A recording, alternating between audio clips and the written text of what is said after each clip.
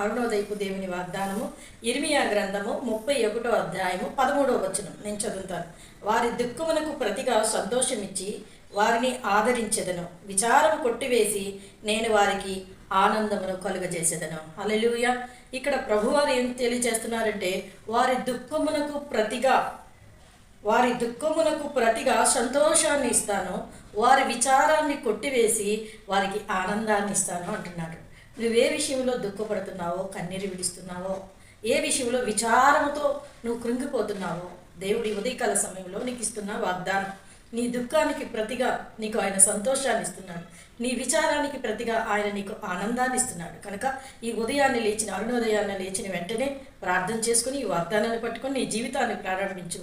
ఇక మీదట నీ జీవిత విధానంలో మార్పు వచ్చి నీ దుఃఖము, నీ విచారము పోయి నీకు సంతోషము, ఆనందము కలుగుతుంది. అలా చేసి దేవుడిచ్చిన దేవుని ఆశీర్వాదం